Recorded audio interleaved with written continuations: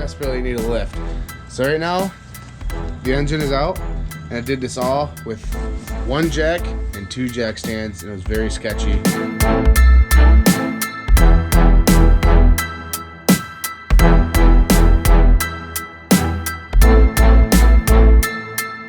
What's going on, guys? Welcome back to Gotti's Garage. As you can tell, the car is in the garage, and I started pulling it apart. I did have to, that brake caliper was so seized, all the bolts on it were all so rusty and stuff that it was just rounding off, so I actually had to cut it off and pinch the line off right there. So I have an idea for the brakes, so I did some research. The drums, all I had to do actually was hit with a hammer and knock all the rust out of the drums, and they were unlocked. That one had some sort of issue where I actually had to pull the drum off because every single time I bolted the wheel back on, it would lock back up, so I'm not sure about that. But anyways, so this is probably going to be a long time video, but I'm going through here and I was trying to get this valve cover off because I wanted to see how the inside the valve train looked, if it was gunked up and how well taken care of it was. But as I keep going through here, like there's like, so this is for the something for the airbox, whatever. But anyways, you see a mouse has chewed through that. The mice have chewed through like wires down here and stuff like that. So I think, and it needs like all new gaskets too. For the auto air control valve right here, I literally pulled it apart and the gasket just like started breaking apart. Everything's so brittle in this engine that we're just gonna pull the engine so that way we can re-gasket it, clean it up and everything, clean the engine bay. I also got to run a new brake line now because I had to cut that one. So I think that'll be a lot easier with the engine out. I think right now what I'm going to start doing is I'm going to jack the car out and put it on jack stands and start draining like the coolant. We're going to drain the oil. Actually, I'll make a video before this one goes out and correct all the errors that I talked about this car. And I kind of made the decision that we're going to get rid of the AC. I don't really want to mess with the whole AC process. This car's old and stuff like that. Who knows? Like, you know, I might have to spend 5, 6. Who knows if I can even find parts for the AC. But we're gonna completely remove the AC. It's gonna be a track car anyways. We get the windows working and stuff. So, you know, we live in Michigan. Doesn't get that hot anyways. So that's gonna free up a lot of room. And yeah, that's kind of the update for right now. I'm just gonna start draining some fluids and go everything by the book. I want to make sure everything goes as smooth as possible. Well, you can probably notice that I changed. It's the same day, like same hour. I was touching the bottom radiator hose right there, and a mouse like halfway chewed through it, like almost chewed through. It must have got like a taste of coolant or something and stopped. As soon as I touched it, it just like exploded all over my face and in my mouth, and it was disgusting. But I did notice, I was looking at the instruction books on pulling the radiator out, and this is not the same radiator. He did say there's a custom radiator that he paid like $3,500 to put in. All he did was take a piece of flat steel right there and welded it from the radiator to the actual body. So I actually had to cut that. Oh, on the other side he bolted it. So he put some self-tappers through there. So I'm gonna have to take the angle grinder and cut that out. But first I have to get this little airbox down here out. And yeah, just keep working away at it. But yesterday I got the radiator out completely. I don't know if you can see very well, but the radiator is out, and so is the fan shroud and stuff. So today, while I throw some kitty litter down on the floor to mask up some of these smells and the liquid on the floor and stuff like that, we're just going to take an easy day and just go around this engine and start disconnecting all the wires. So obviously I got the AC pump out. I got the bracket for the AC pump out because we're not going to be using AC anyways, as well as the heater core. We're actually going to block off the heater core.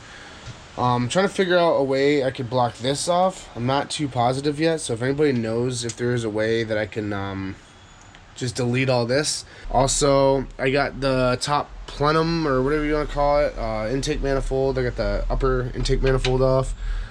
Working on the injectors. The fuel lines did break, but that's okay because I plan on running braided fuel line anyways, because eventually when we get a standalone ECU, I want to go E85 and see what this engine could actually do on E85. Alright guys, so I got the injector wires off, I got the injectors out and the injector rail off, I got the serpentine belts off, but as of right now it looks like everything is disconnected from the engine that is hooked to the chassis. I pulled the gas tank out. It's sitting right here for right now. Try to see if anybody wants to buy that, because we're gonna do like a fuel cell, probably like a 10-gallon fuel cell in there. Took out that mid pipe right there. Goes from this down pipe, obviously the back. I see that there's like a, it looks kind of like a glass pack. Yeah, it kind of looks like a glass pack, maybe a resonator. I think for now, until I buy a welder, once YouTube revenue comes back up, whatever, I could buy a new welder. I had to sell mine, but I think for now, when we get this engine like back re-gasketed and running and stuff, we're just gonna run like a down pipe out of the hood. I'm gonna take the hood off, just so we can get some of the cool turbo noises, just see what it sounds like. But we are gonna complete this exhaust, so I'm gonna keep all this exhaust. I don't know how the glass pack is gonna sound, but we're gonna keep it anyways. Okay, right now it's too dark to see inside, but right now I'm inside the car pulling the shifter boot and the shifter out, because I have to pull the trans, because there's two motor mounts between the head and the firewall. In order to get to those, you gotta drop down that trans and lean it down anyways. So if I'm already pulling it out pretty much anyways, I might as well yank the whole thing out. So as to be expected, the 4 bolts holding the transmission mount, they did shear right off. They broke off, so we're gonna have to replace those. I did get half of the Guibo bolts out, and I believe it should separate from there. It looks like it's already separating, so that should be okay. So then as soon as we get that done, that down pipe done, go through, make sure there's no other wires or vacuum lines or, you know, hoses, anything that I missed connecting to the chassis. We can then unbolt the 2 motor mount bolts, and we should be able to pull the engine up. Things that I figured out that I didn't know about, and if I would have just kind of stuck to the book, I would have known about it. But there's actually a quick disconnect for the entire fuel system, the EFI, so all the injectors, all that stuff. There's actually a quick disconnect, so I didn't have to pull all that off. So I could have just, you know, left that be. Insert this clip in the beginning of the video. So this is why you guys need to subscribe and like all my videos and subscribe to my channel, because I desperately need a lift. So right now, the engine is out, and I did this all with 1 jack and 2 jack stands, and it was very sketchy. But look how clean that engine bay is. Alright guys, anyways, so I didn't plan on coming out here and pulling the engine or whatever. I was just looking at it, and I was like, well, it kind of looks like it needs to be dropped down from the subframe. And I looked at it, I got up underneath the car, and I was like, oh, it's only 4 bolts. So with 1 jack and 2 jack stands holding the car up, I unbolted the 4 bolts, released the jack, the engine came down, I got the transmission disconnected. It looks like it's just an input shaft, which is pretty cool. I was thinking it was going to be a bolt-on, but it's not. So the input shaft slid right out, so I didn't have to take any of that out or anything. And I had a few little, I had a clutch cable, whatever this is, I'm not sure. I'm not sure what that is. Looks like some sort of signal or something like that. Oh, it's probably the neutral safety switch, possibly. Yeah, that's probably what that is, or reverse. I'm not sure. But anyways, I had a few little things that I was missing, but overall, everything came out. But hopefully you guys can see this, but look how nice that is. Nothing's rusty. It's just very, very nice looking, which makes me super happy. So, that's going to be the end of this video. The engine is officially out. Next video, I'm going to show you guys how I'm going to remove this engine from underneath the car. And then we're going to get in here and we're going to start cleaning some stuff up. I'm pretty excited.